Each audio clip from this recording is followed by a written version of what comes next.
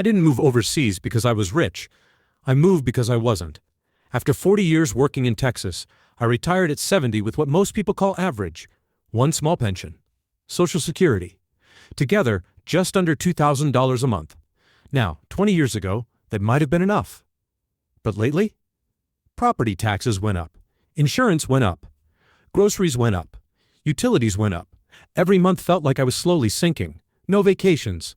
No eating out. Just surviving. I wasn't broke, but I wasn't living. So I started watching videos about Americans retiring overseas. One place kept coming up. The Philippines. Low cost of living. Friendly people. English everywhere. Warm weather. It sounded like a place where a regular guy like me could breathe again.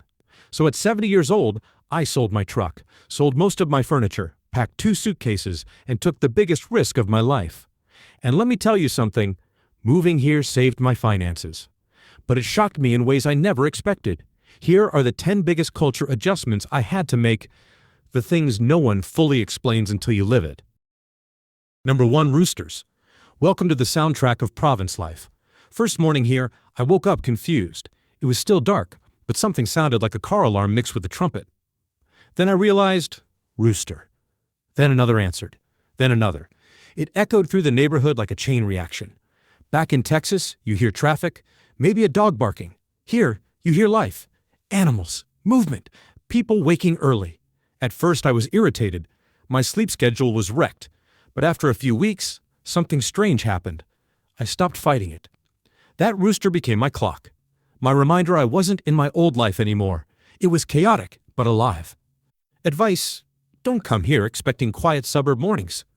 This country wakes up with energy. Number 3.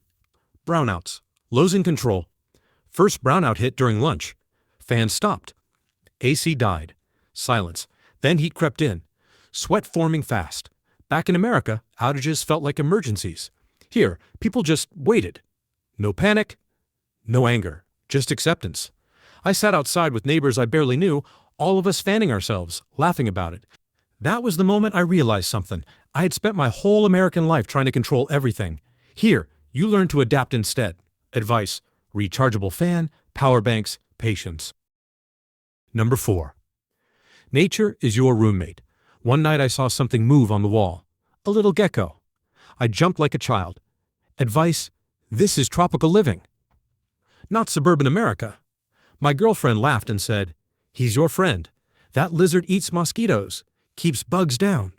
Ants taught me another lesson: leave food out, and nature claims it." It humbled me. This isn't a sealed, climate-controlled bubble like the US. You live with the environment. Advice: this is tropical living, not suburban America.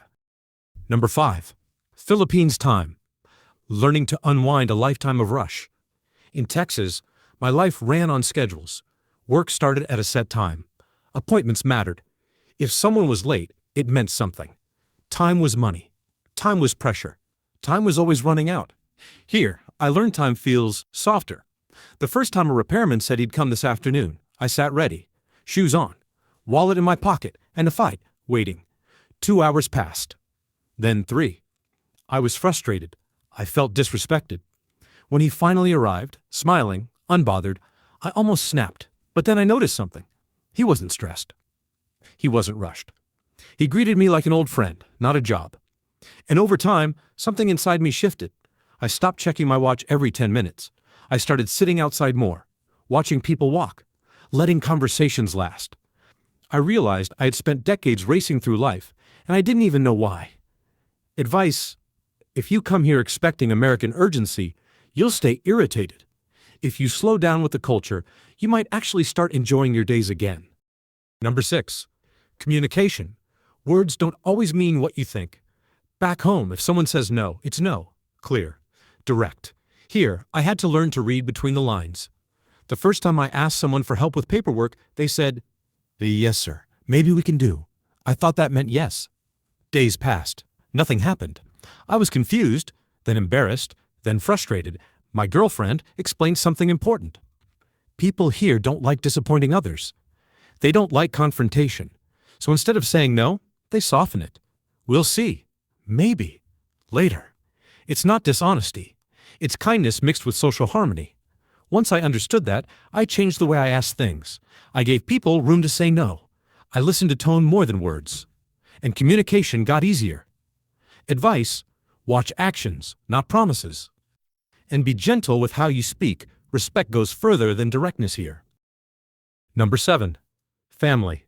You're not just dating a person, you're entering a world. In America, independence is the goal. Kids move out. Parents downsize. Everyone lives their own life. Here, family is woven into everything. The first time I visited my partner's family home, I expected a quick hello. Instead, I was welcomed like I had always belonged. Food kept appearing. Questions came from every direction. Laughter filled the room. It overwhelmed me at first. In Texas, my house was quiet. Too quiet. Here, homes are alive. Birthdays aren't small. They're events. Problems aren't handled alone. The family talks. Success is shared. At first, I worried it meant obligation. But then I saw something I'd been missing for years. Connection. Advice: don't see family involvement as interference. It's support, loyalty, and culture. Respect it, and you'll never feel alone here. Number 8. Systems. Patience is a daily practice. In the US, systems are fast and structured. Click a button, get a confirmation. Here, things move differently. My first time at a government office, I thought I was in the wrong line. Paper stacked high, fans spinning slowly, people waiting calmly. I felt anxious, but no one else did. I learned to bring water, a snack, patience. And here's the strange part: conversations happen in those lines. Strangers talk. People help each other fill out forms. The delay becomes human time, not wasted time. Advice: build extra time into everything. You'll get less done per hour, but maybe more life per day. Number 9. Money. Freedom with responsibility. The first month here felt like a miracle. Rent didn't swallow my check. I could eat out sometimes. I didn't panic at grocery totals. For the first time in years, I didn't feel squeezed. But then I realized something important. This country makes life affordable, not careless. Visa fees come. Medical issues happen. Travel costs add up. You can live well here on under $2,000, but only if you stay smart.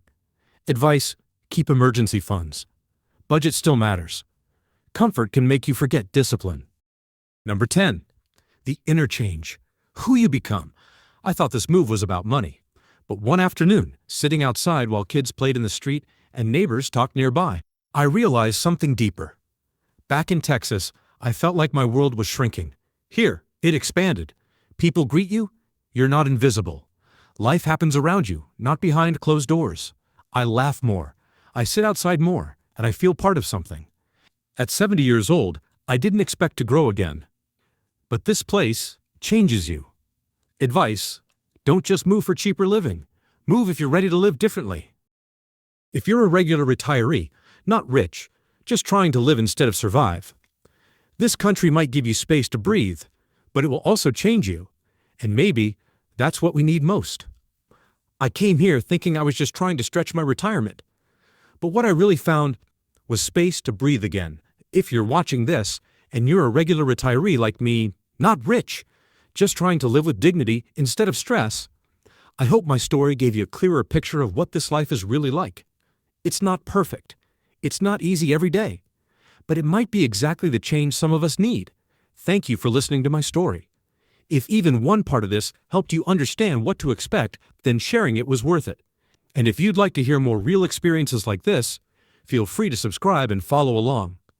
Because sometimes, the biggest step isn't moving to a new country, it's believing you still can.